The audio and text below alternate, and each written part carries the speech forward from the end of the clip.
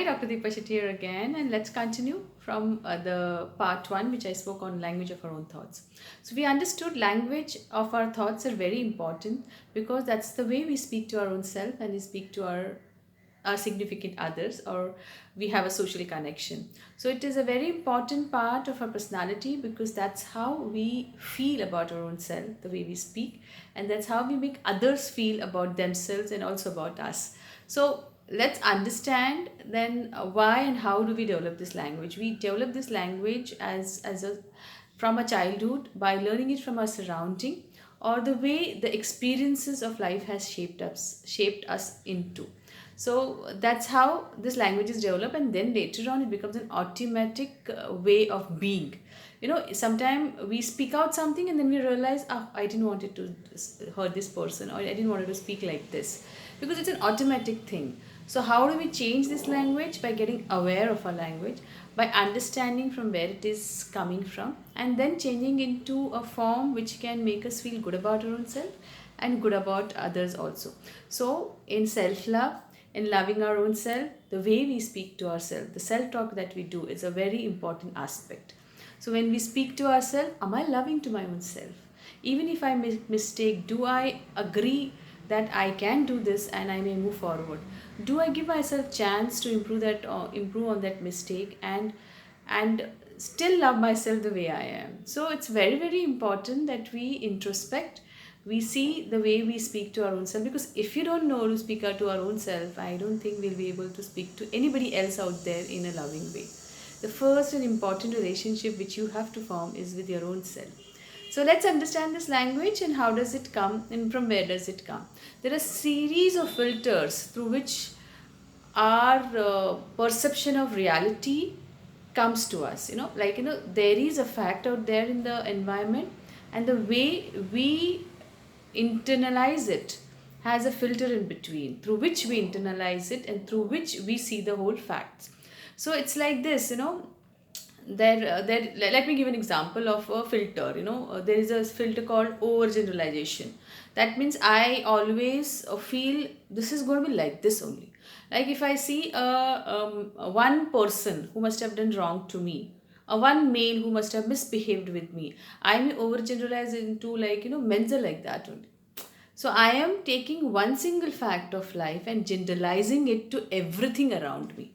So this way I create a filter in front of my eyes, in front of my perception, because of which the fact is that some of the men's maybe that man behavior was like that, and I made it to every man out there. So when I look at men, then later on I will always feel that, oh, men are like that, so I don't expect a great behavior from him. So if the person in front of me, any male in front of me, even if he tries to behave good, my filter will not allow me to see that. My filter will always see him as a bad person, and in turn I initiate a bad behavior from that person. We don't realize it. We really don't realize it, because how we interact with the person out there, how we interact with the environment, the same thing comes back to us, because we give a clue to them to treat us like that. I would not say it's, again, if I say that, it becomes a generalized statement again, but that's the fact out there, that if we don't change the filter, the fact out there will not be seen as a fact. We will see it through our own reality, and that becomes our truth. That may not be the truth itself. So, filter example is this one.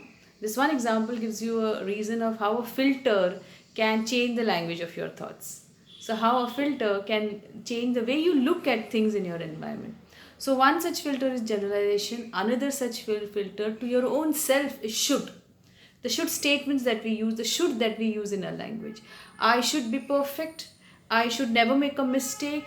I should always be somebody who is responsible. I should be responsible. I should be responsible mother. I should be responsible daughter. I should be responsible father. So there is a lot of should out there. Now why is the should? I don't say that we should not be responsible. See, again, I used a should out there. So it doesn't mean I am not somebody who's responsible. I am saying responsibility comes with a very strong emotion of love towards other. Responsibility comes with a very strong emotions of being being capable for our own self, being capable for others, protecting others, and making this whole journey of life together as a wonderful journey. Should makes it to be a forceful thing. It, when you use this word should, it makes you feel that I have to do this. If I don't do this, I'm not good enough. So that should always will give a compulsion and force out there. Instead, if you could use could, I could be a mother, loving mother. If I did a mistake, I can move past of it, and I can see that how I can make it in a better action form, which can make others feel loved and which can make me feel loved about myself. Again, love should not be conditioned to your behavior. Love should be irrespective of how you behave. Your behavior can change as the time goes on. Your actions can change as you get more aware of your own self. Your action will change because we all don't want to be a person, a angry person, a hateful person, a hurtful person. We all want to be a loving person. Some experiences in our life makes us a person who's got hurt, who has got bitter, but we all don't want to remain there. So if we want to be a person we want to be, which is an inner true self of yours, change the language of your thought. I gave you two examples of them. One was the generalization, second was a should statement. Please change your should statements to could, will, is, but don't make it as a should, because should will always put a compulsion of on you, and a too much standard on your own self, which is unrealistic. We are your human beings. We may not have, we cannot, we don't want to, or rather I would say we all should be human. We may be child at times, we may be adult at times, we may be parent at times, we can be anything, but don't allow the child in you die away because we use so many should statement. Doesn't allow us to live a life joyfully.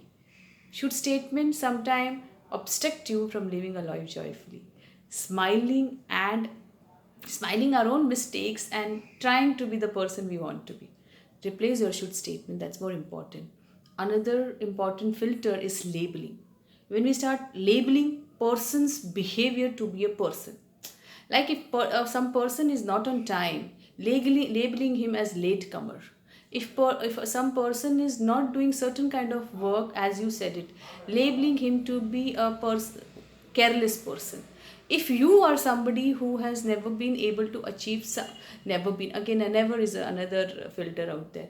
If you are somebody who has not achieved his goals once, twice, or thrice, labeling yourself into a person who will never be a successful, who is a failure.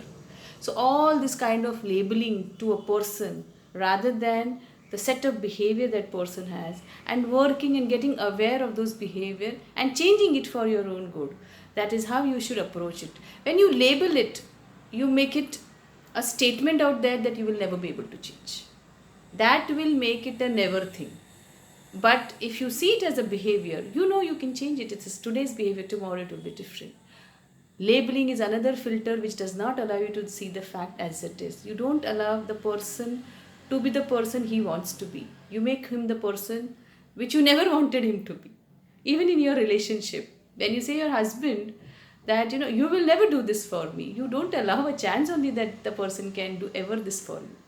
So labeling using a never statement is another filter. These are some of the filters I've given you today. There will be more coming ahead in next video. But please, I want you all to get aware of small changes which you can do in the language. Not using a should, not using a never.